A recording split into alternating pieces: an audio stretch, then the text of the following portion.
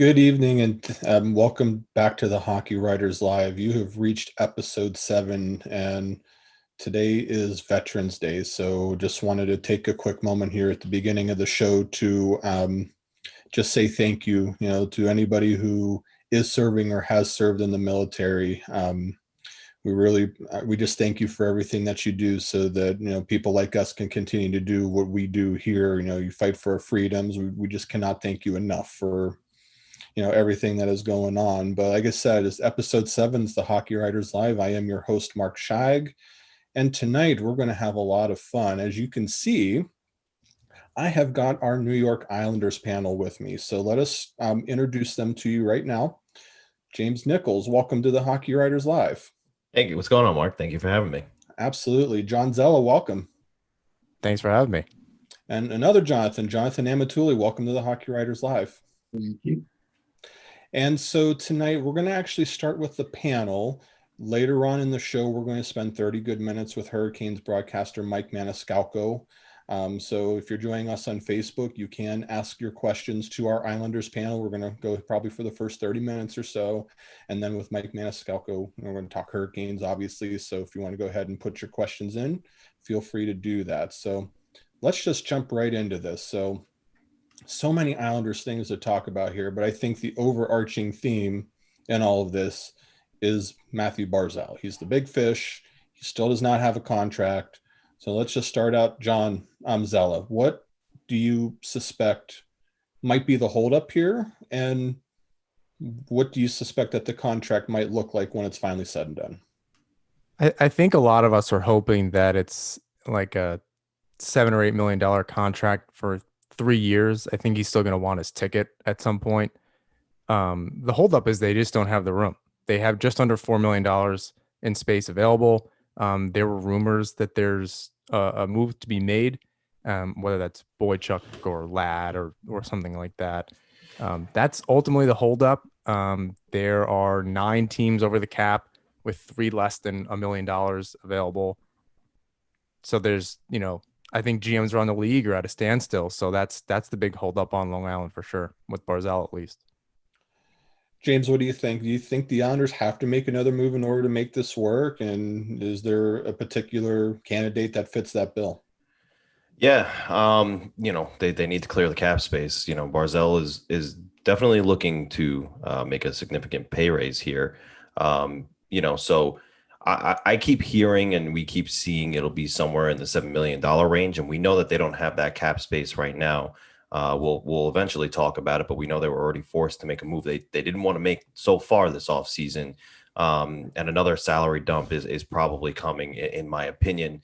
We did hear it was close from David Pagnotta of the fourth period shortly after the first move that they had made. There was something else in the works that included Johnny Boychuk. But I still do believe that deal does come to fruition.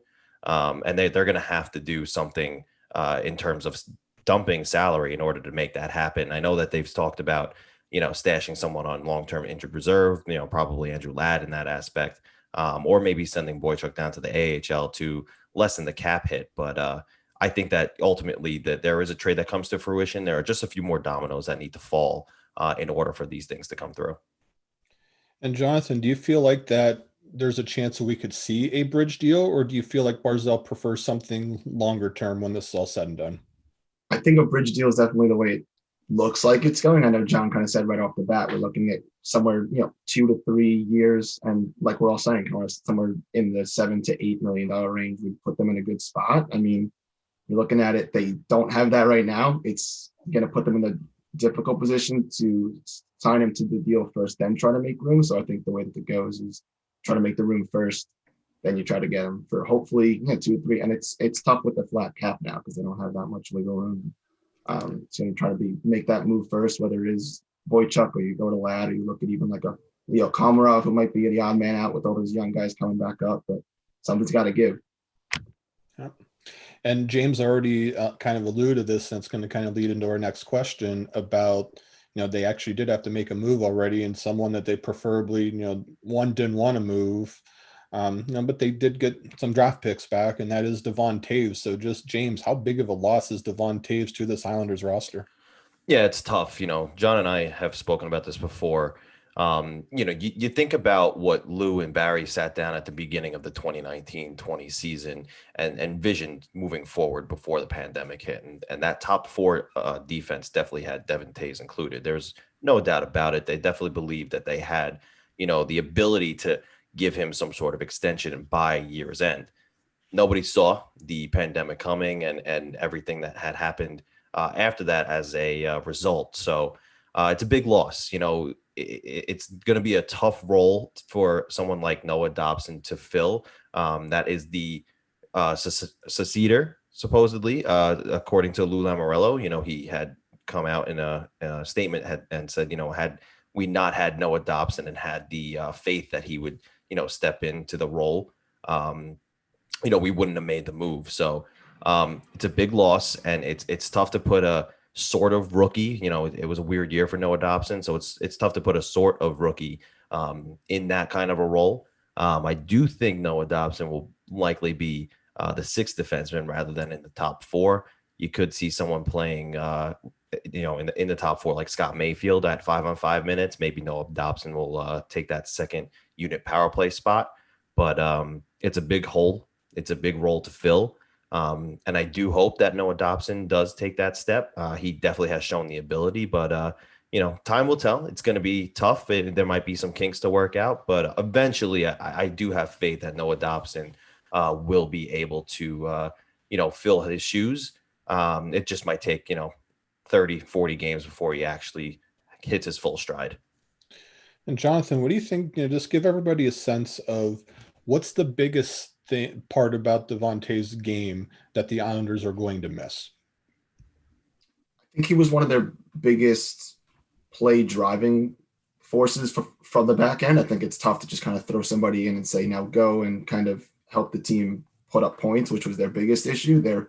Obviously the system works really well with developing defensive defensemen. And I think it's the part of his play that we're going to miss, like James said, kind of filling those power play minutes, and even just at 5-on-5 driving play off the rush when you break out of the zone. And Toews was one of those guys where as soon as they needed somebody to pinch in and make a play, or even just wrap around that and just do it himself, Toews was that guy. And I 100% think that James was right, where I don't think Dobson steps into the top four right away. So it's going to maybe Letty kind of has a rebound year and comes back in and slots into that spot with Mayfield on the second pair, and kind of fills that void a little bit while Dobson kind of makes his mark. And maybe it takes half a year, maybe it takes a full year for him to really get his ground and then kind of start slowly filling that role permanently. And John, they've already made reference to this, but Noah Dobson, we know that they're saying he might not make the top four right away, but give everybody a sense of just the kind of upside that this player has. And, could he, it seems like that they look at him as a long-term solution there. Just how long do you think this will be acclimated for him? How long will it take for him to get acclimated at this point? Defenders typically take a little longer to begin with. And I think that would be my worry, is kind of throwing this kid in there a little too early. And they've done that before with some players. We saw that with Niederreiter. We saw that with Bailey a long time ago. So my worry is that he'd be playing in a really condensed schedule. They're talking as little as 56 games. It could be maybe 72 games, but either way, it'll be a lot of hockey, and it'll be the most hockey he's played in over a calendar year. His upside is probably a little higher than Taves was. He's an offensive-minded player that can get the puck through the neutral zone. I think that bodes well with the types of players that the Islanders do have. He has somebody to learn from in Nick Leddy, someone that can move the puck very well and carry it into the zone. They need those kind of possession numbers. When you're on the ice with a guy like Barzell, you want to own the puck. And I think he wants to do that. We've seen him do it a couple times. We've seen him get caught too, and he was 20 years old. So that makes a lot of sense. My big worry with him and kind of the back end really is, who is he playing with? If they get Barzell signed and they move a guy and they free up their $3 or $4 million, do they have room to sign an Andy Green? Who's coming up And that might be the biggest problem here because Leddy theoretically plays with Mayfield, leaving Dobson to play with X. It could be Hickey, which he's also been rumored to go down to the AHL. If Green isn't back, that's kind of a problem.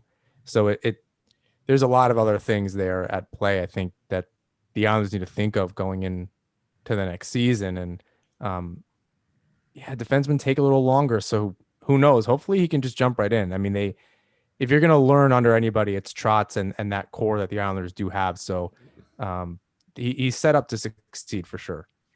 And it'll definitely be interesting to watch. And if you're just joining us here, about 10 after 8 o'clock, this is the Hockey Writers Live. This is episode 7. I'm your host, Mark Scheig, and tonight we have our Islanders panel of Jon, James, and Jonathan joining us, talking all things Islanders. And we're going to kind of just jump into the next question. We'll start with Jonathan on this one. There could, like you guys have said, there could be moves that still have to be made. But let's assume for a second they get Barzal signed, another move gets made. Do you feel like that the Islanders have done enough to be treated as a serious contender in the Eastern Conference? It's that's the question we all want to know the answer to. I think, assuming all those things happen, all those dominoes fall the way that we're all kind of envisioning it, they're basically the same team that they were minus Devon Taves, right? And we all kind of are in agreement here that that's a huge loss. And the hope is Leddy steps up and Dobson steps up. Maybe you get Green back. Maybe you can get a Matt Martin back. It's just a big character guy. And we saw basically the same roster again, minus Taves last year, make a run. The structure works. The team has chemistry together. Adding a guy like Pajot at the trade deadline did wonders for that team down the stretch. And who knows? Maybe you bring up a guy like Bellows, Wahlstrom, Dal Cole, Hosang. Even we'll get to that later. But there are other teams in the Metro that have made pushes. There are also teams that have lost a couple of key guys. So I think they are still right in the thick of things, and that's what keeps us engaged as fans, is watching kind of all these teams fight for those last couple of spots. And Jon, do you feel, we saw the Islanders play Tampa Bay and ultimately Tampa won out, but do you feel like that there's enough scoring on the Isle still? I mean, we know that there are some really good players on there, but do you still feel, can they compete with Tampa? I think ultimately they can. It'll be the test of, does the defense hold up more than anything? And that's where their confidence comes from that back end. So if that all stays together and we assume that it all, maybe Dobson or whatever happens on the back end is all straight and good. Peugeot will be there for a full season. They didn't have that last year. He was there for the entire playoff run. They really could use another guy. I think they're confident in their group, but they do know that something is missing. I don't know where that comes from. If there's room, guys like Anthony Duclair, James and I have talked about that a bunch of times, but and not to jump too far ahead, but someone like Hosang could be an answer. They have some guys internally that'll be hungry, as Jonathan alluded to. Bells, Wahlstrom. They have offensive scoring abilities. I don't really know about Dal Cole. I have to admit, as I've joked on Hesseman before, every time he touches a puck, it's like there's a grenade at the end of his stick, and I don't. He doesn't look comfortable out there. I think Trotz is comfortable with him out there more than fans are. He's a very kind of a bubble hockey kind of player. He's not going to go outside of his lane. He's going to do exactly what you say, and he's not going to be flashy, but he's not going to provide that scoring that you're asking about. So I think some players would need to really kind of step up. Bavillier has shown that he can do that. Eberle, if he gets going early and doesn't wait till the end of the season, I think they can do that. They've shown they have some depth, in the playoff series. Each line was kind of generating. That third line is where the problem is. That's where, when the first two lines aren't going and you can't, that was a problem during the Tampa Bay series. They just couldn't get the extra line going that was picking them up through the other three series. They just couldn't get going. And they were getting shut down by a team that's frankly been there before. This is the rise of the Islanders. This is not, Tampa's been on this track for some time, so it's hard to compare the two. It's a good question. I honestly I don't know. They have to have guys hitting on all cylinders to score goals. James, it sounds like that the Islanders at least have a path to making it to possibly another conference finals, or maybe even greater than if a couple breaks happen. Do you foresee them being a serious Stanley Cup contender right now? Yeah, I think, when you think about the New York Islanders, the guy behind the bench is really what matters most here. John alluded to how we've spoken on Nassman about this before. He just knows and pushes all the right buttons. He knows how to get the most out of his players. He's done it for the past 2 seasons. The past 2 seasons, the Islanders have kind of been overlooked. The past 2 seasons, they have quote unquote overachieved, but although, doing it in consecutive years, I don't think it's an overachievement anymore. I think this is just what they can do. So it's hard to say that we can't see them there again, because they've been there now for 2 consecutive years. They've improved in 2 consecutive years. Minus the bit of a drought they were in before the pandemic hit. You saw who they really were when they were healthy and they all came back, and went into the bubble, and how they really played, right? So the question here really becomes: is Anthony Beauvillier gonna, take another step and stay consistent?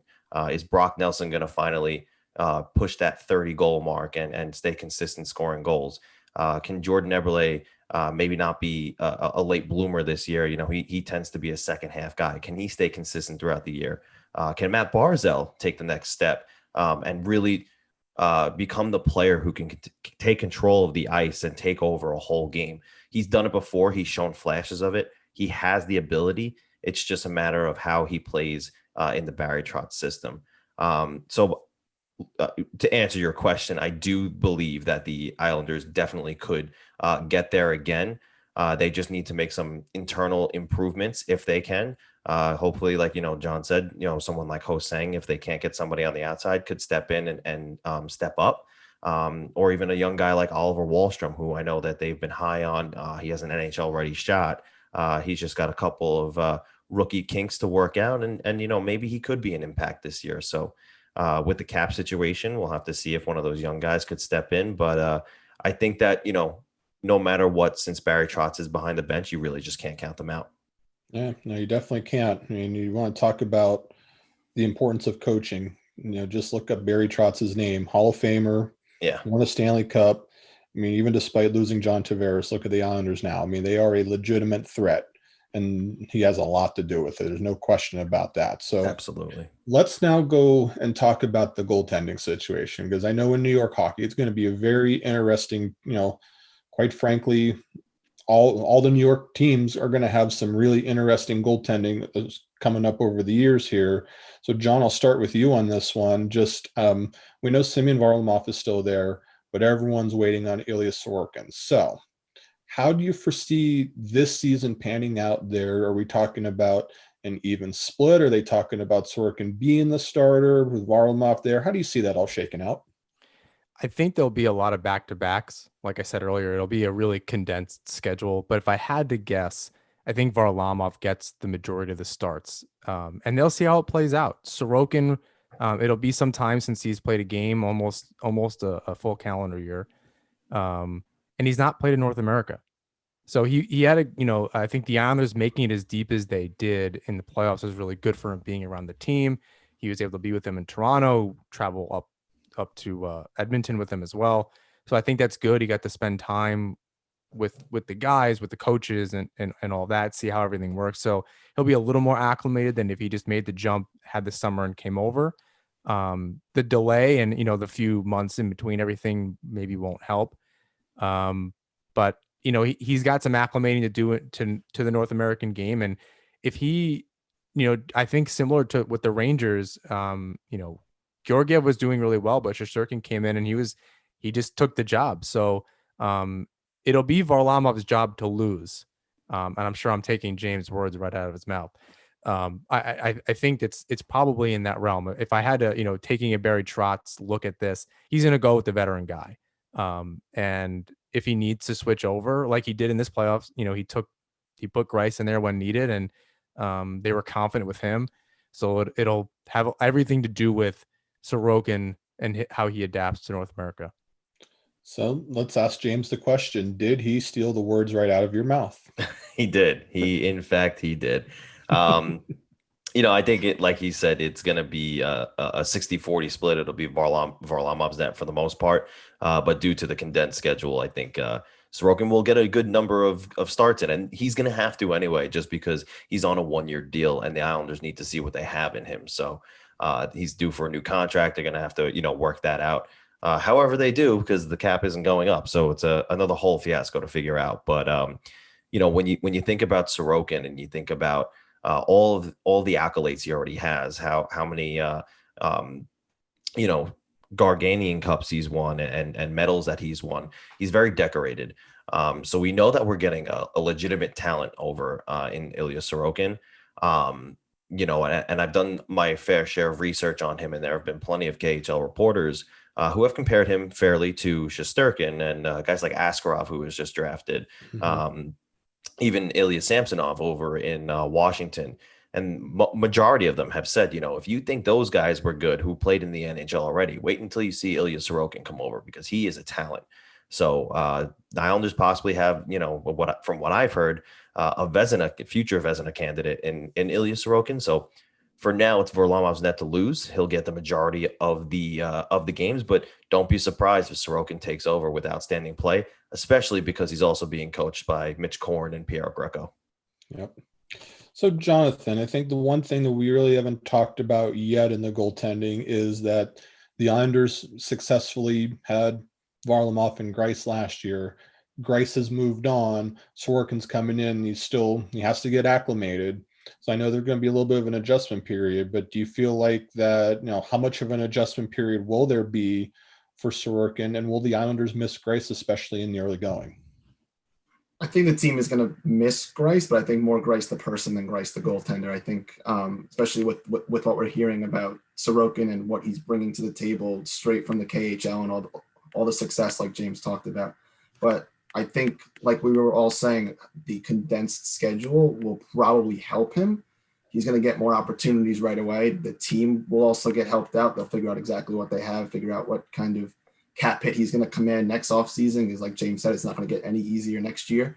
So just kind of figuring out what kind of 1-2 punch they have, if it's a 1A, 1B situation, and just hopefully he gets, right to it like these other guys have coming straight from the KHL. And if he's anything like those guys, they're going to be in for quite a season in net. So, Yeah, good stuff. Got 2 more questions for the Islanders panel here. So we'll go back to James, and we can't have an Islanders conversation without talking about one Josh Hosang. So I ask you, James, and I know I've always been a big believer in him. He certainly has the talent. He just hasn't quite been able to put it together yet. Is this finally the year that we get Josh Hosang in the NHL on a more full-time basis? I think the chances are higher than they've ever been. There's a reason he was qualified. There's a reason that he, was brought back in the first place, right? After a couple of back and forth years of, being put on waivers and anybody could have taken him, nobody took their shot on him. But there's a reason he's back this year, and it's strictly cap related, right? He's making a cheaper contract than what a free agent would be making if they brought one of those guys in. So, off the bat, that's a good start for him. Now, he does have the talent, right? We've seen the offensive ability. He's had a couple of stints in the NHL, and we've seen him do some dazzling things on the ice. His later appearances in the NHL were obviously better than his first few appearances in the NHL. And I really thought in his last couple of stints that he was really starting to get it. You saw some flashes of offensive ability that, you thought to yourself, wow, this kid could really move. So I think that, strictly cap related, this could be the year. It depends what Barzell makes, and it depends how they fit everything else under the cap. But I think this could be the year. I wrote an article for the Hockey Writers a couple weeks ago, and I actually had him slotted in on our third line. And I basically said, let the kids play. I had him on the left side, or Wallstrom on the left side, and Hosang on the right. And John and I have spoken before on Nassman about how if you have a guy like Hosang on the third line, And then you have a guy like Bavillier on the second line, and you have a Barzell on the first line. That's three really fast, talented guys who can handle the puck well and make plays happen out there. And now it becomes an issue for opposing coaches to say, who do I put my best defenseman out against? When I'm playing the Islanders, do I put him out against Barzell or Bavillier, who's really taken that step? Or if Josh Hosang does have that success this year, do I put him out against Josh Hosang? So this is Hosang's last shot, in my opinion. If he doesn't make it in the NHL this year, you could likely see him go overseas. So I think that alone is motivation and drive for him to make his way on the NHL roster and never look back. Jonathan, do you agree with what James is saying? Definitely. I mean, I think he's had a couple opportunities. We've saw flashes, like he was saying, and I think what it comes down to is, he has to kind of buy into what's going on with the rest of the team. I mean, the team's had so much success with guys buying into the two-way game. I mean, we saw Barzell's first season. He's putting up a point per game, and then he's still putting up points, but he's not putting up a point per game because he's buying into what everybody else is doing. Full 200-foot game, buying into what's going on with the rest of the team. So I think if Hosang can kind of start rounding out his game, putting more of a two-way element into his game, and still keeping the same explosiveness and still making it hard for other teams to kind of match all three lines and the speed that they might have going. If he can kind of put all of those pieces together and prove himself early and get those opportunities, especially with a potential condensed season, I mean, you're going to have to kind of start rotating guys in and making sure that everybody's fresh. If he gets those opportunities and he makes the most of it, you could see him stick around. And John, do you feel like that this is ultimately the last chance for Josh Hosang now? I think it might be at least with the Islanders, and whether or not he'll make the lineup. I don't think either side has a choice. I think Hosang needs to make as much of this situation as he can.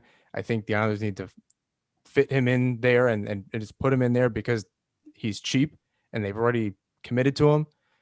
So it makes a lot of sense. Although they can put him down in Bridgeport or up in Bridgeport, depending on where you are.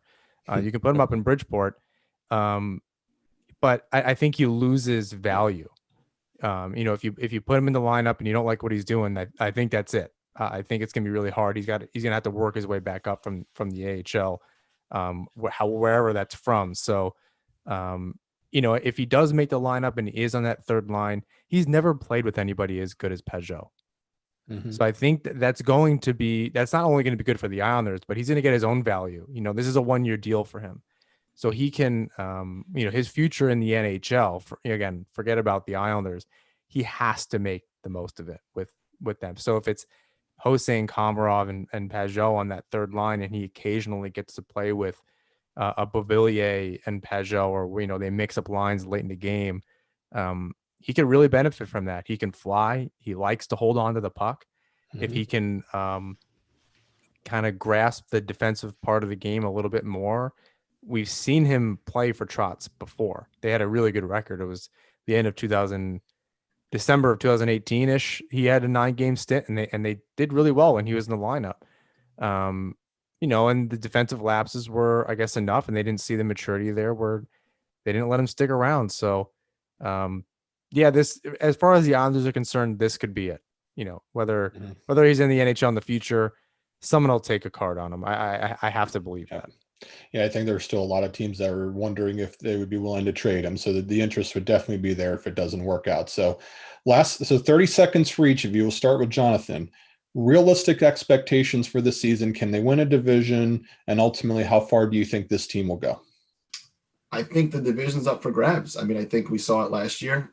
They were right in the thick of it. They had that little slip off towards the end, but they came back. And I think there are enough teams that are in the same caliber as them that they could, make a push if all the right pieces kind of come together. Who knows what'll happen? And John, 30 seconds. What do you realistic expectations for the Islanders this year? I think they make the playoffs. They're a streaky team. If it's a condensed schedule, they may have an advantage. They have a fairly young core, so I think they can make the playoffs. And then from there, it's anyone's game. I mean, we saw that this year. And James, you get the final word. Where do you feel like this team goes this year? Yeah, they're definitely a playoff contender. You could see them make another deep playoff run like they did this year. The truth of the matter is nobody's really known what to expect of the Islanders for the past 2 years, but it really is time to start taking them seriously. I don't think anybody in the Metropolitan Division got exponentially better, so that pretty much bodes well for the Islanders because they've more or less stayed the same. So, maybe the addition of Sorokin is bigger than we think. We're not too sure, and maybe one or two of those kids can step up and make a bigger impact than they've made already, and the Islanders might have found themselves some internal growth. And it'd be very interesting to watch them. Definitely feel like they're going to be a depender whichever division they end up in, depending if it gets realigned or not. So that'll be interesting to see. But James Nichols, Jon Zella, Jonathan Amatulli, thank you so much for joining in on the panel tonight. We really appreciate your time.